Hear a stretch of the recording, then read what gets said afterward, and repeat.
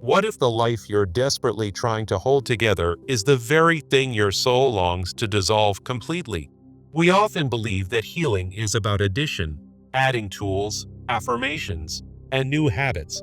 But true healing begins with subtraction.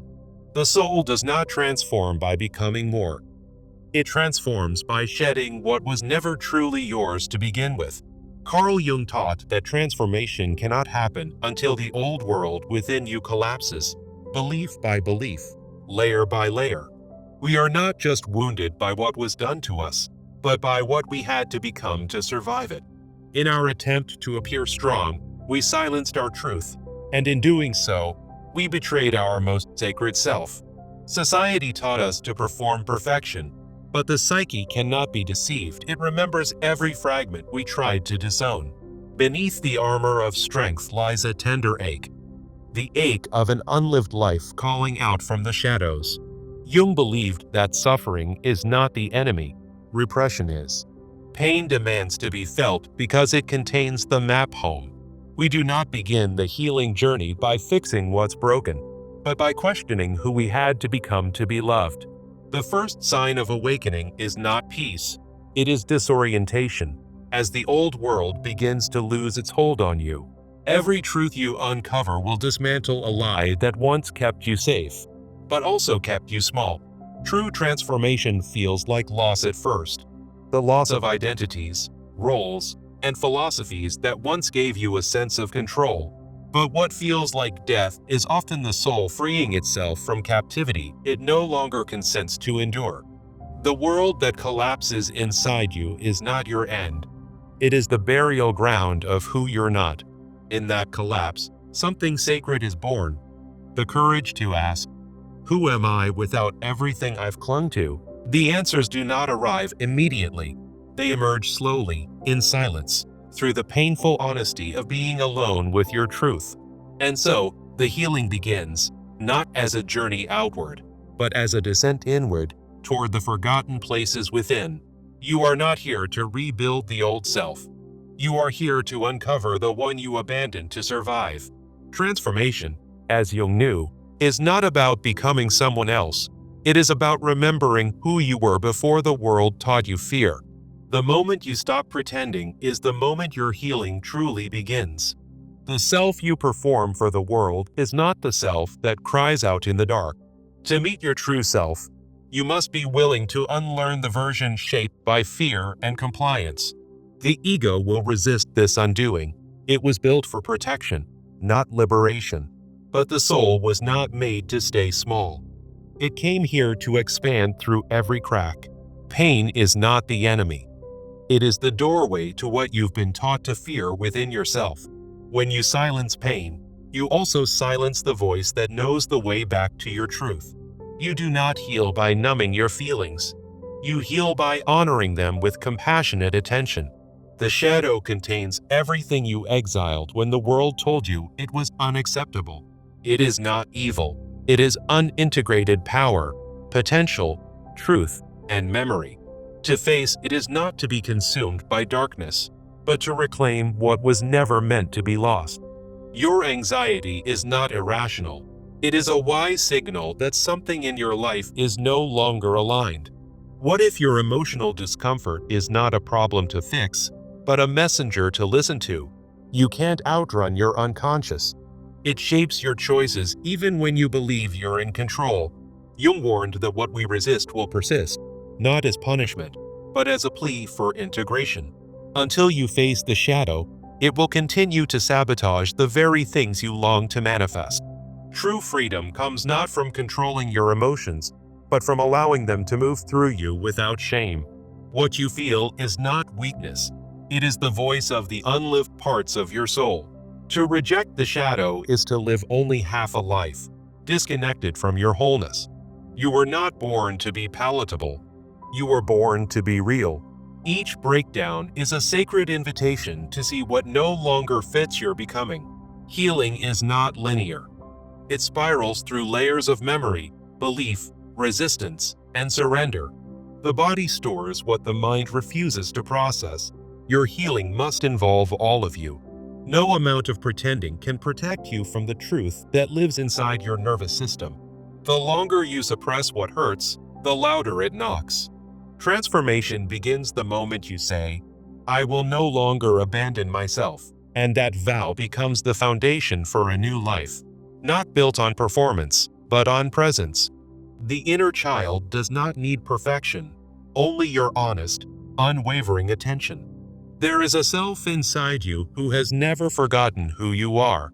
They are waiting for your return. What if healing is not about getting better, but about remembering you were never broken? You will never become whole by denying the parts of yourself that once kept you safe in a broken world. Healing does not demand that you be fearless, only that you be honest about where you still hide. You do not need to fix the past. You need to meet the version of you still trapped inside it. Your pain doesn't want to be solved. It wants to be seen, held, and loved without judgment. The parts you consider shameful were once brilliant strategies for survival, and they deserve gratitude, not rejection. What you call self-sabotage may simply be a younger you trying to protect you from another heartbreak. You cannot rush the process of becoming whole. It unfolds at the pace your soul can tolerate truth. Integration is not about perfection, but about making space for contradictions within your being to coexist in compassion. Jung believed the soul suffers not from sin, but from the loss of meaning, and healing restores that meaning. To reconnect with your soul, you must be willing to lose the world that was built without it. You are allowed to change your beliefs when they no longer align with your embodied experience of truth. Your old life may no longer feel like home because you've outgrown the self that built it. Every story you once told yourself about who you had to be is now asking to be rewritten. Let the collapse happen. It is clearing space for something truer, freer, and more alive to emerge. The path to healing is often lonely, not because you are unloved, but because you are unlearning what love is not. Let yourself grieve the life that was built on fear, on silence, on striving to be acceptable. Even your confusion is sacred. It means your old programming is unraveling, making room for soul-level clarity. The unraveling of who you were is painful, but pretending was killing you more slowly than truth ever could. Stop trying to go back to a life that no longer fits the shape of your spirit. You are not failing, you are awakening, and awakening always requires a death before it gives birth.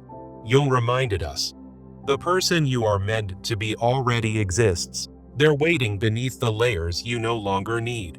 Your intuition is stronger than your conditioning, but only when you learn to trust its quiet voice. Not every storm is meant to be avoided. Some storms arrive to shatter your illusions so truth can be rebuilt. You will never feel fully alive while living someone else's version of your life. The mask you wear may protect you from rejection, but it also blocks the kind of love that sees your truth. You deserve a life where your soul no longer has to scream to be heard. Allowing your shadow to speak is not dangerous. Silencing it is. Your light will never reach its fullness until you learn to dance with your dark. Becoming whole means reclaiming what you were told to silence, deny, or abandon.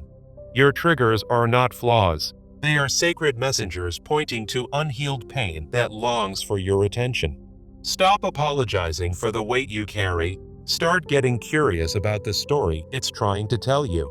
There is wisdom in your wounds, but only if you stop rushing to heal them before they've spoken. Your emotions are not problems to fix. They are thresholds to a deeper relationship with your inner world.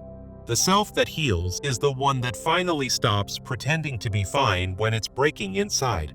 Transformation is messy, and in the mess, the rawness, the undoing, your most authentic self is revealed.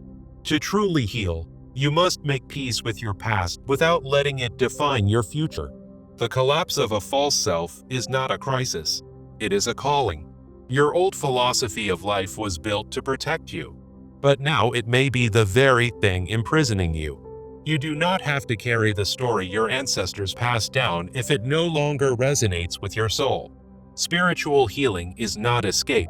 It is descent into truth. even when it burns. Let the beliefs that once kept you safe die. You are no longer that scared child.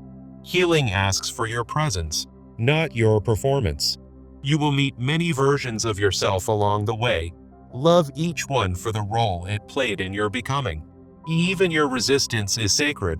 It protected you from overwhelming truths until you were strong enough to face them.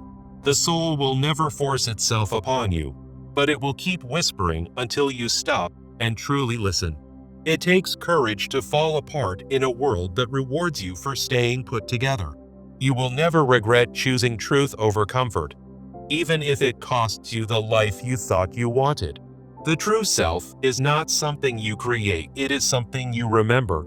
The more you listen inward, the more you realize you were never lost, just disconnected. This is not the end. This is the beginning of a life aligned with who you truly are. Wholeness is not the absence of wounds, but the embrace of every scar as sacred initiation. You do not become whole by avoiding the dark, but by letting it speak, reveal, and be loved into the light. Healing is not a destination. It is a return, a remembering, a reconnection with the soul you left behind. When you welcome all of yourself, the raw, the unsure, the rejected, you become indestructible in your authenticity. The true you is not buried beneath shame. It is waiting behind it, quietly enduring, patiently calling you home. You don't need more knowledge to heal. You need more tenderness toward the parts of you still afraid. Every part you once exiled deserves a seat at the table of your rebirth. Your power is not in becoming untouchable, but in allowing yourself to feel without losing your center. You don't have to transcend your humanity. You just have to stop warring against it. When you finally stop abandoning yourself, the world you once feared begins to lose its power over you. There is no healing without grief. Let yourself mourn what never was, what never became, what was never said. To love yourself is to finally stop negotiating your worth in the currency of someone else's approval. The ending of the old self is not tragic. It is sacred, and it is how new life begins. You are allowed to build a new life from what broke you, and to call it holy. When you surrender to the death of who you were, you create space for who you truly are to rise. You are not too late.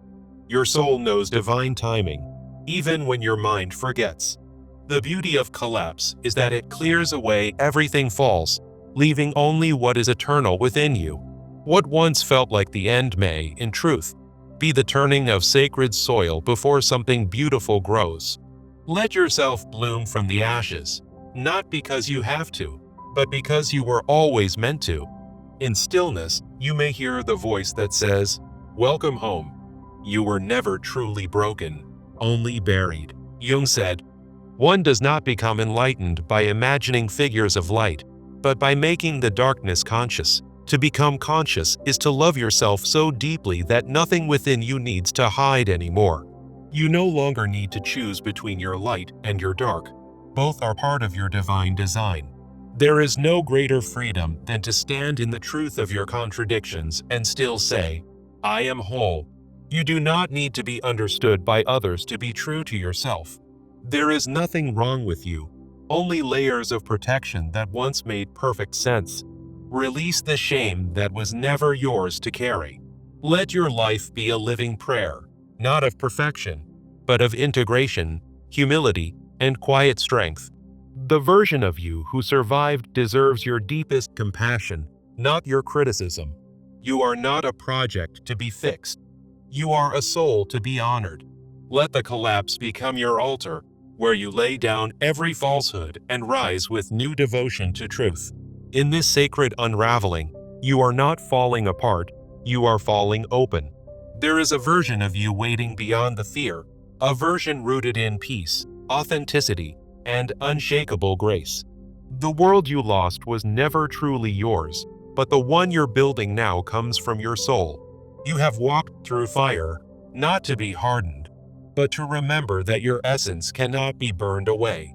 Every breakdown was a messenger, pointing you towards something far more real than survival. The life you are now choosing does not need to make sense to your past self. From this moment on, may your life be built on love, not on fear of losing it. The end of the old story is not your death, it is your awakening. Now, you no longer need to be ruled by the past. You are free to begin again. And so you rise, not in perfection, but in presence. Not as someone new, but as someone true. This is not a return to who you were. It is a becoming of who you've always been beneath the noise. The collapse was never your enemy. It was your soul's intervention. Wholeness is not a goal. It is your nature, revealed when everything else falls away. You are not here to rebuild the old world. You are here to midwife the birth of your soul's truth.